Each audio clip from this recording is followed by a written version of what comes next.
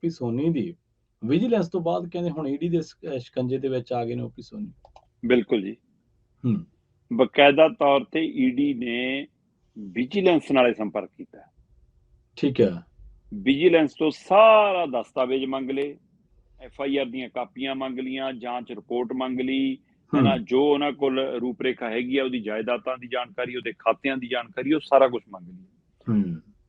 ਮਤਲਬ ਪੰਜਾਬ ਦੀ ਕਾਂਗਰਸ ਪਾਰਟੀ ਦੇ ਨਾਮੀ ਲੀਡਰ, ਉਪ ਮੁੱਖ ਮੰਤਰੀ ਰਹੇ, ਹੈ ਨਾ, ਓਪੀ ਸੋਨੀ, ਉਹਦੇ ਖਿਲਾਫ ਪਹਿਲਾਂ ਹੀ ਈਡੀ ਨੇ ਜਾਂਚ ਵਿੱਢੀ ਹੋਈ ਆ, ਹੈ ਨਾ, ਤੇ ਹੁਣ ਉਹਦੇ ਖਿਲਾਫ ਇਹਨੇ ਵਿਜੀਲੈਂਸ ਨੇ ਜਾਂਚ ਪਹਿਲਾਂ ਹੀ ਵਿੱਢੀ ਹੋਈ ਆ, ਤੇ ਹੁਣ ਈਡੀ ਵੀ ਉਹਦੇ ਵਿੱਚ ਸ਼ਾਮਲ ਹੋ ਗਿਆ। ਸੋ ਓਪੀ ਸੋਨੀ ਲਈ ਦੋਹਰੀ ਮੁਸ਼ਕਲ ਵੱਧ ਗਈ। ਮੈਂ ਉਹ ਰਿਕਾਰਡ ਦੇਖ ਰਿਹਾ ਸੀਗਾ ਓਪੀ ਸੋਨੀ ਹੋਰਾਂ ਦਾ ਕਿ ਜਨਾਬ 5 ਵਾਰ ਲਗਾਤਾਰ MLA, ਉਹ ਤੋਂ ਪਹਿਲਾਂ ਮੇਅਰ, 1991 ਚ ਅੰਮ੍ਰਿਤਸਰ ਦੇ ਮੇਅਰ ਰਹੇ ਨੇ, ਤੇ ਫਿਰ 1997 ਤੋਂ ਲੈ ਕੇ 2017 ਤੱਕ ਹਾਰੇ ਨਹੀਂ। 17 ਚ ਆ ਕੇ ਹਾਰੇ ਕੇ 22 ਵਾਲੀ ਚੋਣ ਜਿਹੜੀ 21-22 ਵਾਲੀ ਹੋਈ ਆ, ਉਹ ਤੋਂ ਬਾਅਦ ਹੈ ਨਾ 17 ਤੋਂ MLA ਚਲੇ ਜਾਂਦੇ, 22 ਦੇ ਵਿੱਚ ਆ ਕੇ ਫਿਰ MLA ਨਹੀਂ ਬਣੇ। ਸੋ 1997, 2002, 2007, 2012 ਤੇ 2017 ਇੰਨੀ ਵਾਰ ਤੋਂ ਚੱਲਿਆ ਰਿਹਾ MLA ਦੀ। ਜਦੋਂ ਹੁਣ ਜਾਂਚ ਹੋਈ ਜਨਾਬ ਦੇ ਹਿਸਾਬ ਕਿਤਾਬ ਦੀ, ਤਾਂ ਉਹਦੇ ਵਿੱਚ ਤੁਸੀਂ ਹਿਸਾਬ ਲਾ ਲਓ ਕਿ ਮਾਤਰ 4 ਸਾਲਾਂ ਦੇ ਵਿੱਚ ਹੀ ਮਤਲਬ ਸੋਨੀ ਨੇ ਘਰ ਵਾਲੀ, ਮੁੰਡਾ, ਆਪਣਾ ਭਤੀਜਾ, ਉਹਨਾਂ ਦੇ ਨਾਂ ਤੇ 10 ਕਰੋੜ ਤੋਂ ਵੱਧ ਦੀ ਜਾਇਦਾਦ ਬਣਾਈ। ਠੀਕ ਹੈ ਜੀ। ਤੇ ਉਹ ਜਿਹੜਾ ਫਰਕ ਨਿਕਲ ਰਿਹਾ ਸੀ ਉਹ ਕਰੀਬ 8 ਕਰੋੜ ਦਾ ਨਿਕਲ ਰਿਹਾ ਸੀ। ਮਤਲਬ ਉਹ ਕਹਿੰਦੇ ਜੀ 2016 ਤੋਂ ਲੈ ਕੇ 2022 ਤੱਕ ਇਸ ਦਰਮਿਆਨ ਓਪੀ ਸੋਨੀ ਨੇ 4.5 ਕਰੋੜ ਕਮਾਇਆ, 4 ਕਰੋੜ 52 ਲੱਖ ਰੁਪਏ ਕਮਾਏ। ਠੀਕ ਹੈ। ਖਰਚੇ 12 ਕਰੋੜ 48 ਲੱਖ ਰੁਪਈਆ।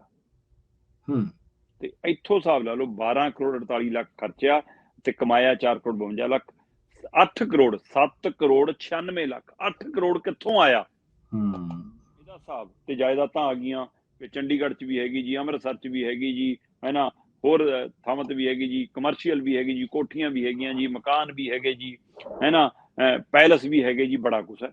ਉਹ ਸਾਰਾ ਖਰੜਾ ਤਿਆਰ ਹੈ।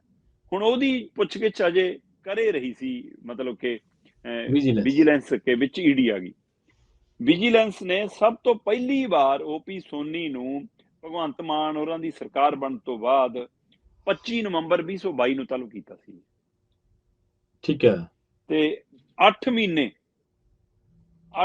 ਜਾਂਚ ਚੱਲੀ। 8 ਮਹੀਨੇ ਮਤਲਬ ਕਿ ਜਾਂਚ ਚੱਲਣ ਤੋਂ ਬਾਅਦ ਬਕਾਇਦਾ ਤੌਰ ਤੇ 9 ਜੁਲਾਈ ਨੂੰ FIR ਹੁੰਦੀ ਆ।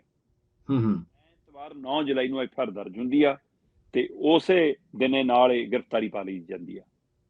ਚਲੋ, ਇਹ ਸਾਰੇ ਤੋਂ ਬਾਅਦ ਫਿਰ ਆ ਚਿੱਠਾ ਸਾਹਮਣੇ ਆ ਗਿਆ ਤੇ ਹੁਣ ਈਡੀ ਦਾ ਵਿੱਚ ਸ਼ਾਮਲ ਹੋ ਜਾਣਾ ਓਪੀ ਸੋਨੀ ਦੀਆਂ ਮੁਸ਼ਕਲਾਂ ਵਧਣਾ ਨੇ।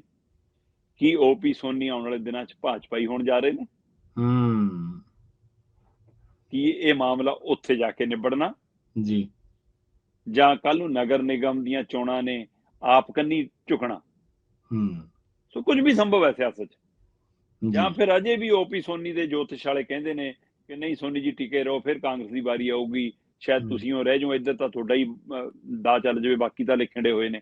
ਸੋ ਕੀ ਸਟੈਂਡ ਹੋਊਗਾ ਓਪੀ ਸੋਨੀ ਦਾ, ਇਹ ਦੇਖਣ ਵਾਲੀ ਗੱਲ ਹੈ। ਵਿਜੀਲੈਂਸ ਤੇ ਈਡੀ ਦਾ ਜਾਂਚ ਦਾ ਆਧਾਰ ਕੀ ਹੋਊਗਾ, ਇਹ ਦੇਖਣ ਵਾਲੀ ਗੱਲ ਹੈ। ਰਾਜਨੀਤਿਕ ਜਾਂਚ ਹੈ ਕਿ ਸੱਚਮੁੱਚ ਘਪਲਿਆਂ ਵਾਲੇ ਦੋਸ਼ੀਆਂ ਨੂੰ ਅੰਦਰ ਦੇਣ ਵਾਲੀ ਜਾਂਚ ਹੈ, ਇਹ ਦੇਖਣ ਵਾਲੀ। ਜੀ ਬਿਲਕੁਲ ਬਿਲਕੁਲ।